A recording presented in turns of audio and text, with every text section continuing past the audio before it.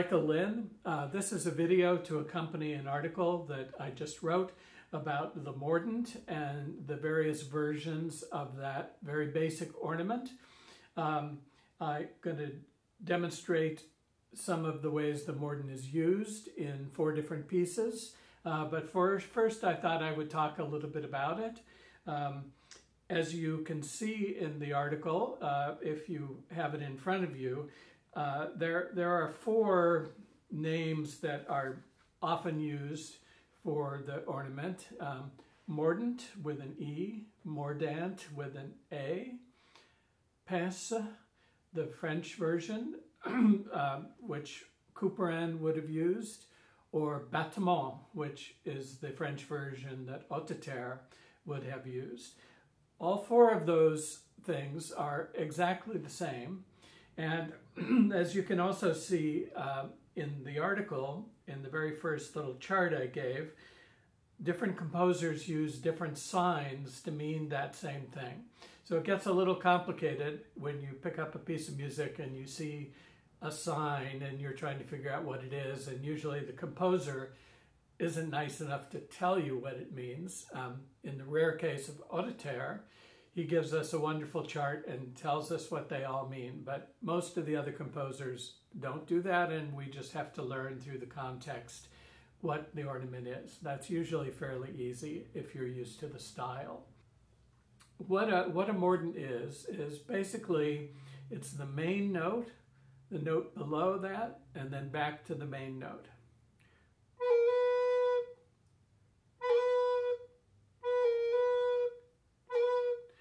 It can be at various speeds.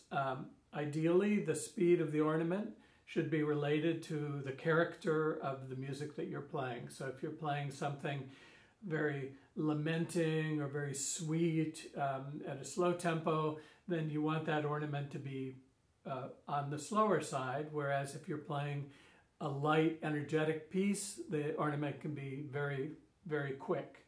Quantz uses the word enlivening about the Mordent, saying that it's used often to enliven a note. So it adds energy to the note. I think you'll be able to hear that in these various pieces. I've tried to pick things at different tempos and different characters, and hopefully you can hear a little bit of a difference in how those sound. There's sort of 2 types of battement or mordent that we use. One is what I just described, the most simple version, just the note below, back up to the note. That always happens on the beat. You don't play that before the beat. It's ba-da-dum, not ba-da-dum, ba-da-dum, right on the beat. The other way that we use that ornament, which is very common, is attached to a note that has a appoggiatura, an upward appoggiatura to the main note, or a porte-voix, as the French would have called it. So if the music says, so a porte-voix up from the B to the C, one can play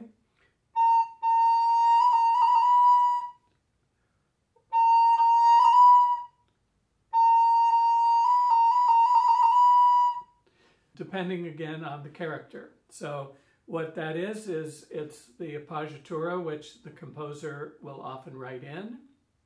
And then we add to that a battement that can be doubled up and go on for longer, especially if it's a really long note or a note that we want to kind of settle into. And again, hopefully you'll hear some of this in the examples that I'll be playing for you. The first musical example is from a wonderful long suite for 2 flutes or recorders by Jacques-Martin Hotteterre. This was published in 1712, and Hotteterre uses pretty much his whole vocabulary of ornaments in these pieces. They're very carefully notated. If you understand the ornaments, it's pretty clear what you're supposed to do. There's always some questions, but on the whole, it's pretty clear. I'm playing for you just the opening of the suite, which is the slow part it's sort of in a French overture style with a slow part and then a quick part.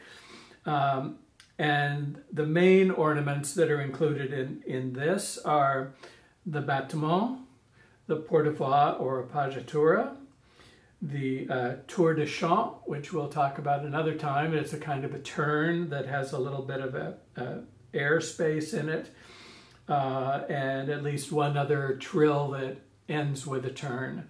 And hopefully you'll be able to hear these ornaments, and you'll hear that sometimes when there is a partitura on the long note, I also do the battement, even though Hotteterre does not specifically write that into the music. He assumed that the player who knows the style, his style, would add that in the appropriate places, and he instructs people that they should be doing that in his treatise and also in the preface to his first book of suites. I'm playing that on alto recorder. I think that's the most suitable type of recorder for this piece, although it also works nicely on voice flute. On voice flute, you can play it in the original key. In this case, I'm playing it up a minor third, which is the standard transposition for recorder.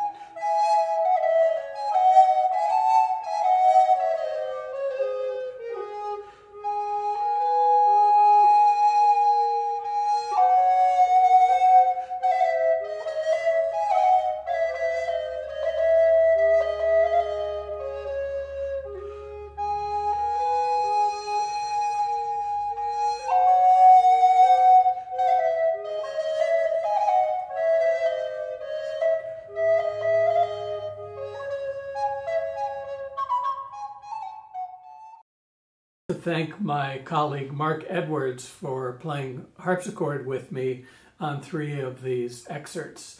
It's wonderful to be able to do these with the harmony, because the way the ornaments feel is related to how they work with the harmony. For instance, the porte-voix, the whole idea is it's a dissonance and resolution in most cases.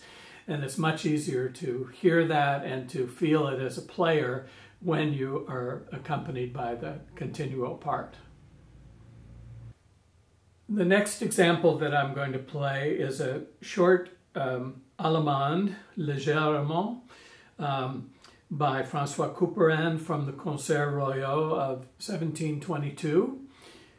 These pieces are intended to be orchestrated in a variety of ways. One can play on violin, oboe, flute, or recorder, as the case may be. This particular movement works very nicely on soprano recorder. It also will work well on voice flute, and this would be without transposing it, keeping it in the original key. Couperin really likes the pince ornament, and uses it quite a bit in this example. You can see it on the page, and you can also see the music along with the video. I'm trying to play this pretty much the way that he notated it, I vary it ever so slightly when I repeat it. This isn't the whole movement, it's just a very short part of it.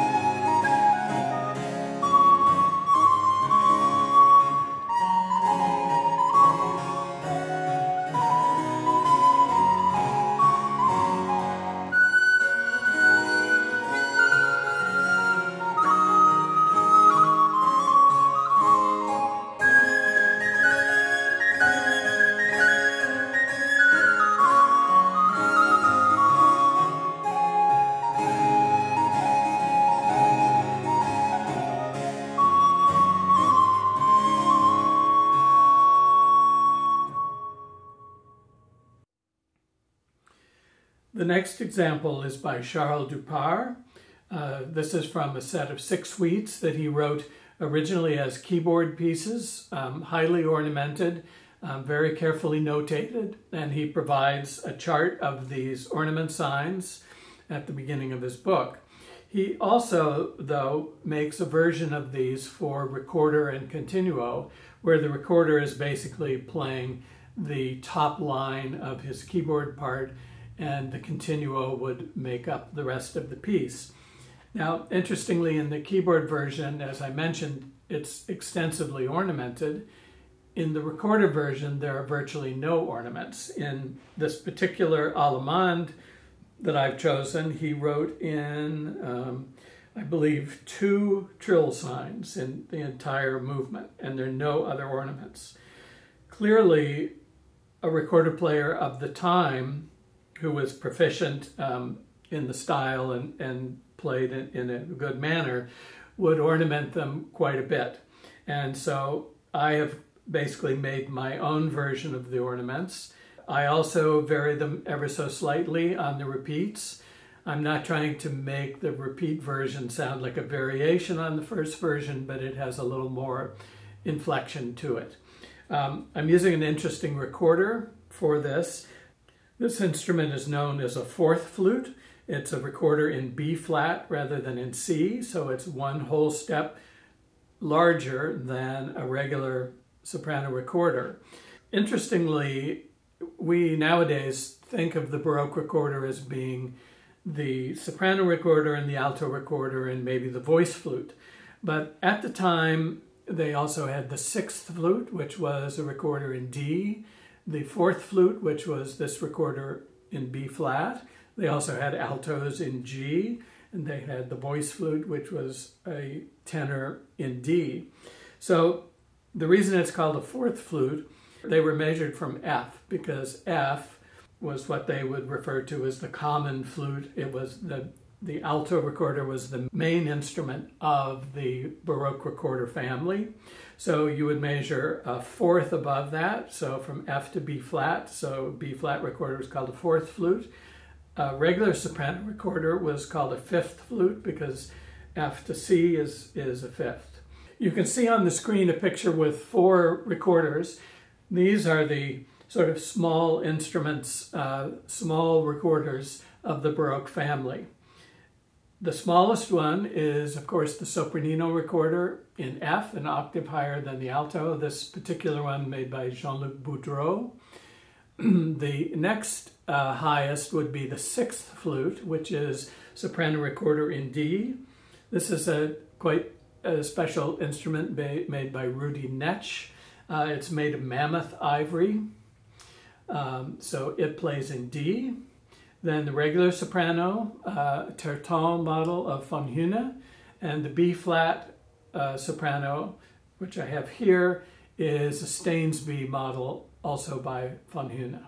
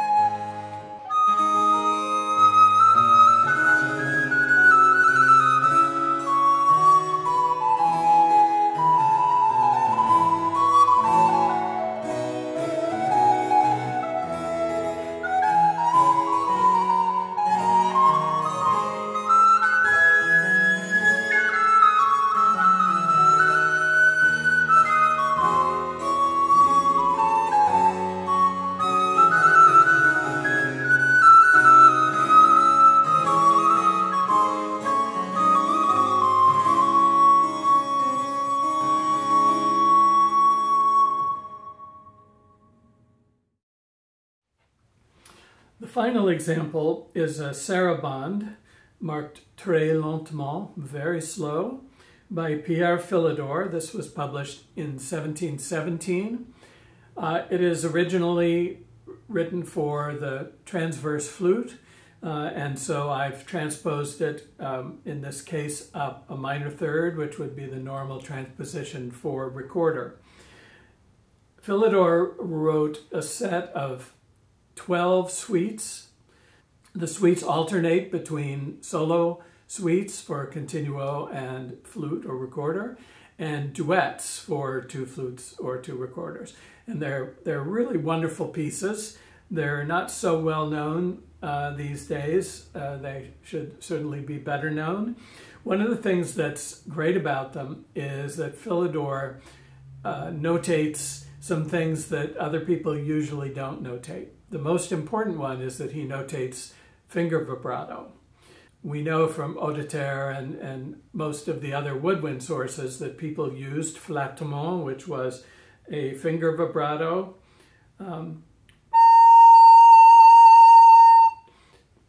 as the method of making a vibrato, at least in France and England, and certainly somewhat also in Germany. And Philidor is one of the rare instances where he actually says, you should do it on this note. Hotteterre says you should do it on most long notes or other notes where you would like to do it. So he was kind of leaving it entirely up to the performer, but Philidor is really suggesting specific notes. There are only 2 of them notated in this particular movement, but it still is a nice thing. The other thing that he notates in some of his pieces are phrase marks. So he has little commas. The other composer of wind music who does that a lot is Blavet. And it's just nice to see where the Baroque composer really thinks the phrasing is. He also then uses trill, and he uses a Battement, and he writes out appoggiatura. So those are his main language of ornaments. This particular piece is quite beautiful, I think. We've tried both in the harpsichord and in the recorder to make good use of dynamics. Of course, he doesn't write dynamics, but this is sort of in a rondo style where the main theme is repeated over and over again. And we just found that changing the dynamic of that was both beautiful and musically effective. And I'm trying to use this also to demonstrate that one can make pretty clear dynamics and shapes even without using alternate fingerings or peeling your fingers off of the holes. I use only one alternate fingering in this performance, and I think it has a pretty good dynamic range. The piece has another very interesting and unusual thing, which is in the middle of the sarabande, suddenly there is a quicker section. He says that section should be a little bit faster and kind of in a more detached or more rhythmical character. And you'll notice that section. It's not notated in the example that you have, but if at some point you get the music to the entire movement, you'll be able to see that.